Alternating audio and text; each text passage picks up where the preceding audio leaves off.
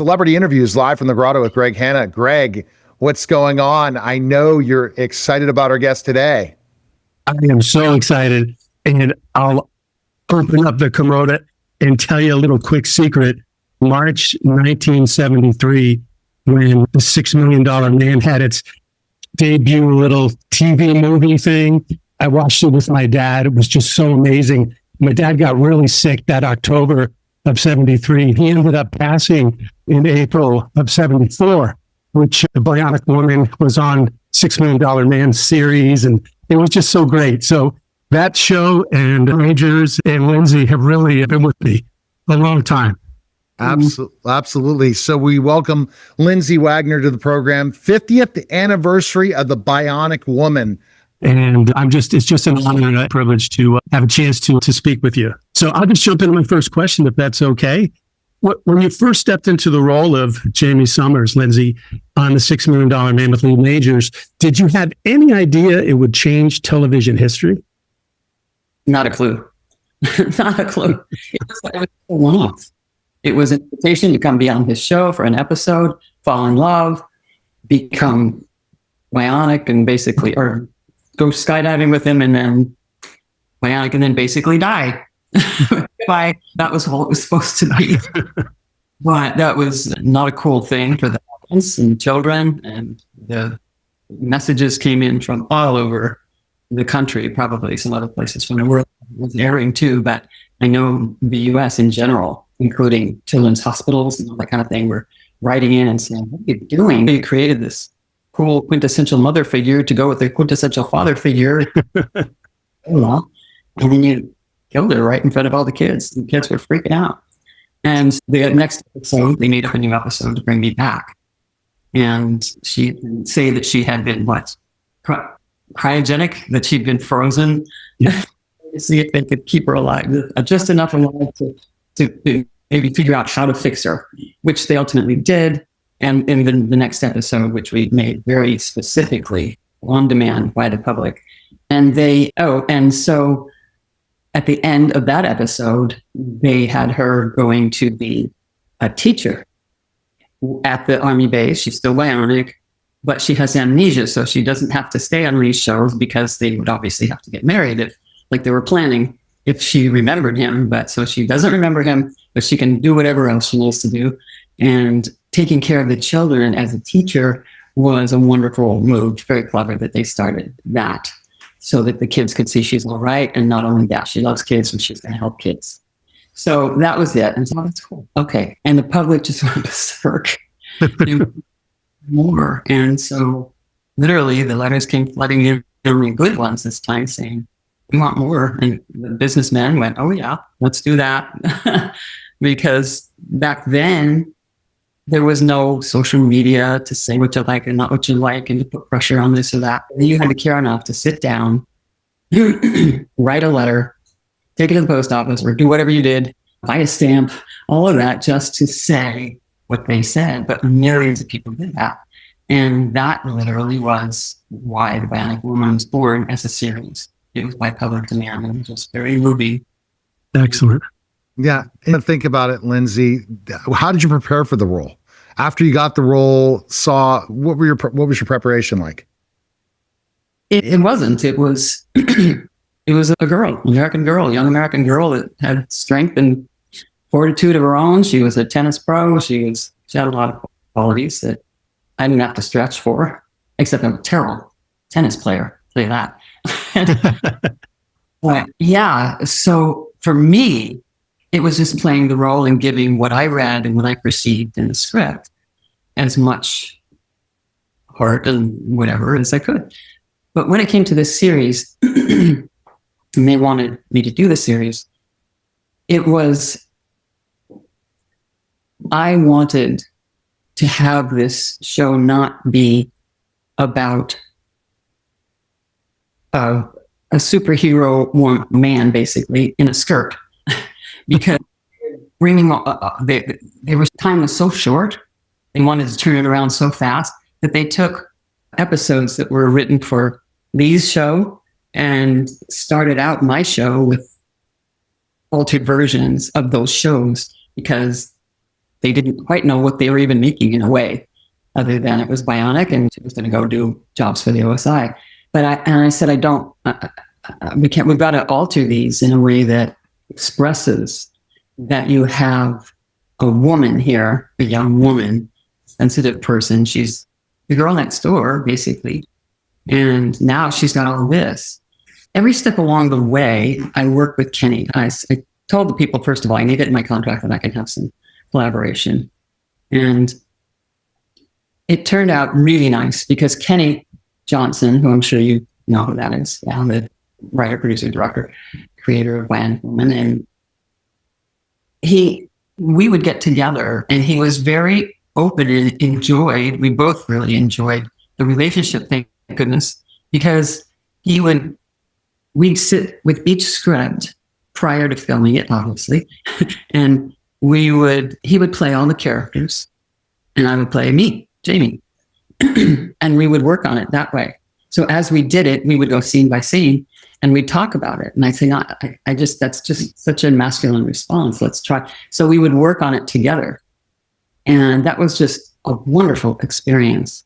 So we were creating Jamie as we went along by my instincts and whatever I would see to do, and he would then come up with ideas in response to that.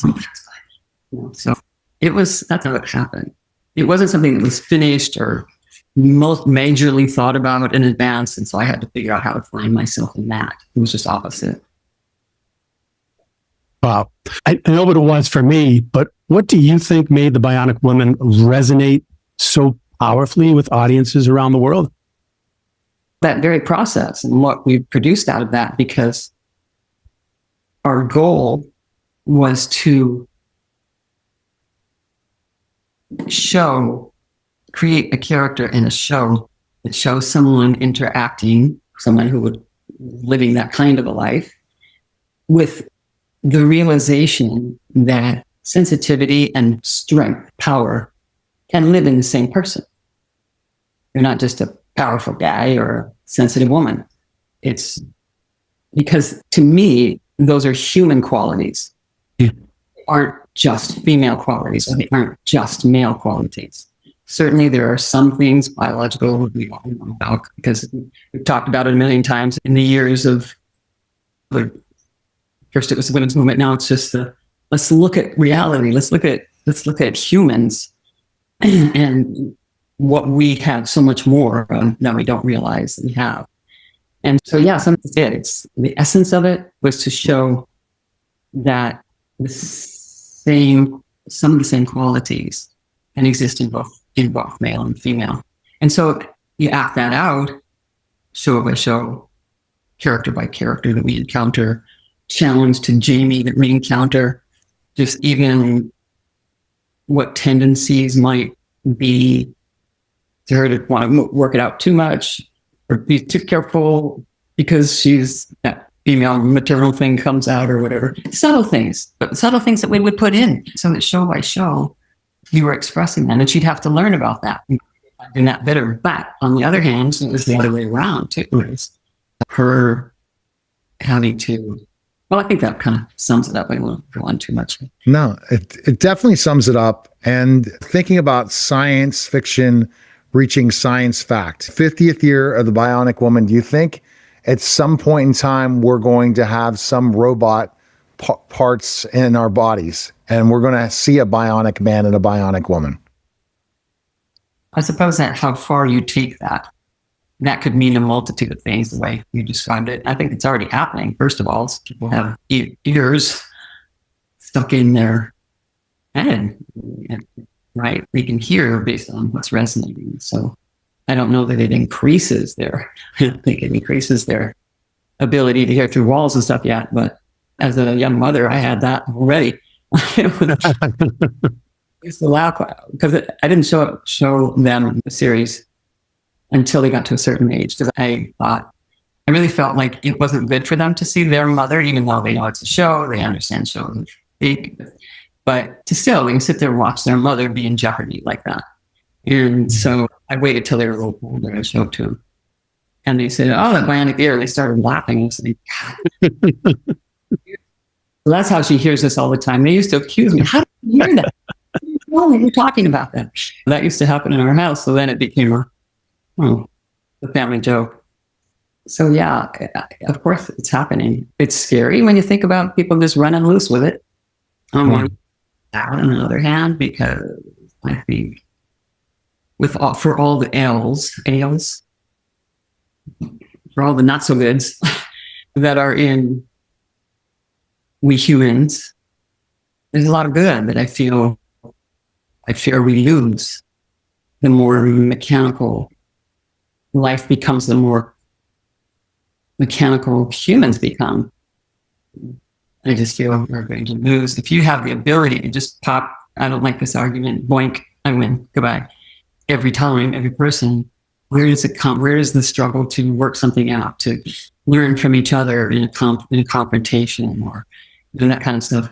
That kind of goes away. It's just like people living on their phone or kids growing up constantly on screens, and they're not learning to communicate with each other very well. It's more familiar to see your friend as a little moving thing on your phone than it is to be in their presence, which includes the energy of your friend. And so you don't learn about that. So those are my concerns about if it goes too far. If that makes sense. Very interesting. I know that this show inspired me, that I wanted to investigate who developed bionics and what would you do. And I figured out from asking my mother, who's a doctor friends, that it was a biomedical engineer. So my dad was an electrical engineer. I'm like, I'm going to go to medical school. I'm going to become a biomedical engineer and build a $6 million man. That was my goal, right? Obviously, that didn't happen. I became a cyber technology expert instead, but it was still along the same lines of tech. But let me ask you, Jamie, Lindsay, you became the first lead actress to win an Emmy for an action hero, a female action hero. What did that moment mean to you personally? The award was not for being an action hero, which I just want to clarify, because what it meant to me was a lot more than it would have if it was for an action hero.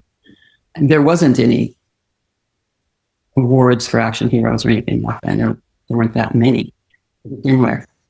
And it meant a lot to me because the Emmy was actually for the best actress in a dramatic series, the dramatic series category.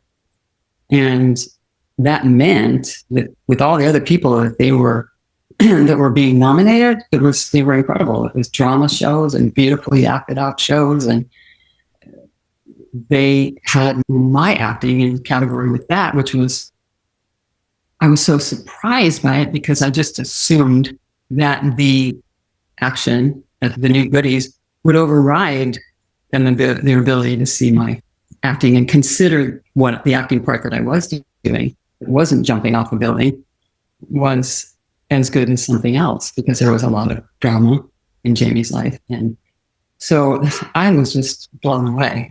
I was truly surprised, truly shocked, and just really happy. We really made that happen. Absolutely. It's a credit to the whole team, isn't it? Winning that award. Yeah, because Kenny wrote things. He was just so good at integrating drama and funny and fun. We've had on TV series, they always have some kind of a formula, like the Bible, that describes how your show is constructed, not just who's in it. And so the Bionic shows had a mandate of either 3 or 4, I can't remember which, 3 or 4 bionics that had to be done in between each commercial. So before you get to the next commercial, you have to do three bionic things. And with that kind of a mandate, that's usually in everybody's mind. What would you use it for? You'd punch somebody out, or you stop the dam or something, but high drama, not drama, but what's the word I'm looking for? I don't know. Anyway, you know what I'm saying. And because I didn't want to do so much action stuff, which is usually means violence, and that was in there, but not. I just didn't want to do it all the time. And so that's where the humor came in. That's why the tone of our show was very different, was because we had to use the Bionics. So she'd clean her kitchen really fast, when she'd tear the phone book, do all these kinds of things, which gave a chance to use the Bionics per mandate, and still have fun and let her be a woman and times use it in life, which I think was good for the women, because not that they don't relate to being strong and winning a fight or something. Being mothers, we have the mother bear in us also. Don't be messing with my kids or whatever. So that kind of a thing. Let mom clean the kitchen. We got our Bionic done, and it's funny and cute, and boy, wouldn't I like to do that. So that was another thing that I think endeared the show to the audience at large, is that the Bionics were very versatile with how we used them, and funny times. Really funny. Lindsay, is there a story behind you accepting the role as Bionic Woman that you'd want to share? A story? Like a story to tell about. Yeah, a story to tell about how that came about, how you accepted the role. You know, I don't want to just come out and say what I discovered on the internet, because maybe it's not true. So that's why I'm asking you. Yeah. No, yes, absolutely. When I started acting, it was 1971, and I was really on a path. I wanted to do dramatic shows, and I'd done a couple of features already. Robert Wise film, Two People, and I did The Paper Chase. And now this was coming in. I was still under contract to Universal at the time the first two episodes came out. But when it came around, I received the script. Universal was making this, and they wanted me to look at it. So I read it, and that same day I was talking to my mom, and she and my younger sister lived up in Oregon. She was like 13, 14 years younger than me. And so I'm talking to mom, and I said, I just got the craziest script.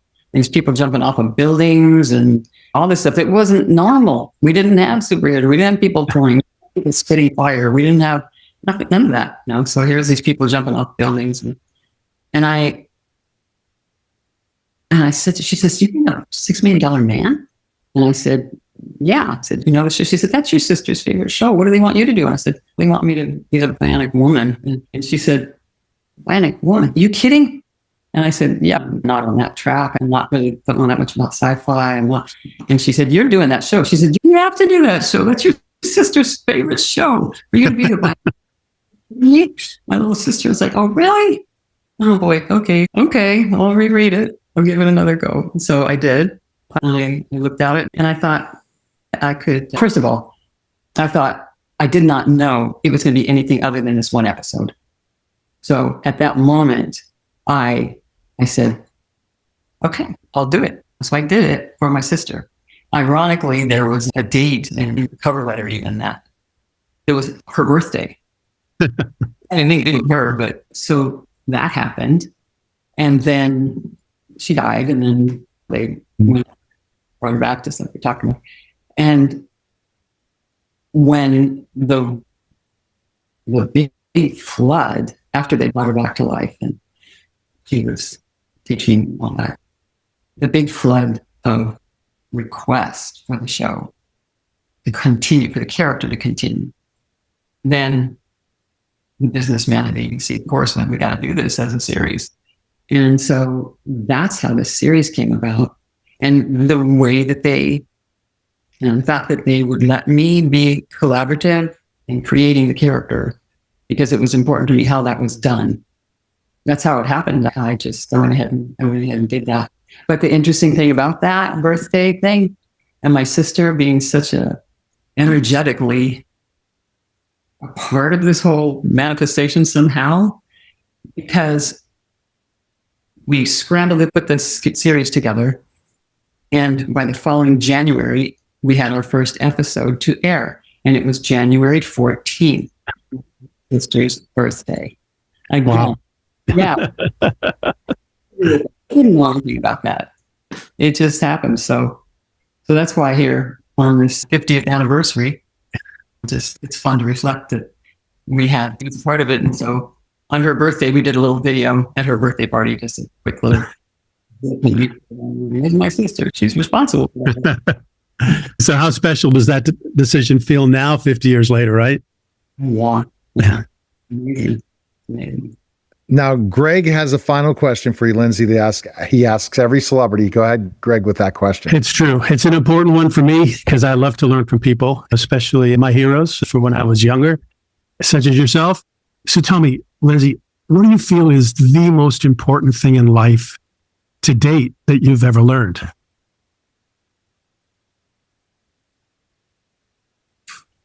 That our perception of any life circumstance is what gives us our experience of that circumstance. It gives us our experience of ourselves. It's our perception. Even what we think somebody calls me, and if I hurt because of that, it's my perception of what's happening in that moment that causes my pain, my suffering. All our suffering is a function of our perception, bottom line, if you want to say it. Excellent. As opposed to thinking that that's true, or why would he think that of me? It's his problem why he would think that of me, or he's got his own perception going. And that's why Jamie was important for me, to have Jamie be somebody who would look deeper into things, who would look for what's going on, not just the behavior on the outside, and see she could work it out. A lot of times she would do that. She would go. That makes sense? Yes, it does. Excellent. Thank you. All right, Lindsay, where's the best place people can follow you and catch up with you? Where's the best place? For the anniversary, I opened just a little store, a little website store. And we have, we have, it's called bionic50.com. And on there, I've released, there's 4 photos that have not been out before for people to see or buy. So they're just special ones that I like that came out through the years. And also on that website, there's the script of the very last episode of The Bionic Woman. So we have copies of that, which I like, called On the Run. And then there's also video chats. I wanted to have video chats for a while. This store's only open until February 28th, but and the video chats, you can come in and buy one of those, and we can talk. I like hearing what other people's experiences of it. I really enjoy that these days. Or LindsayWagner.com, or LindsayWagner.com is my whole website and gives you a good look at the breadth of my career. All right. Thank you again, Lindsay. We appreciate the time. Thank you. That was the special simulcast, The Neil Haley Show, and celebrity interviews live from the Grotto with Greg Hanna. Guys, take care.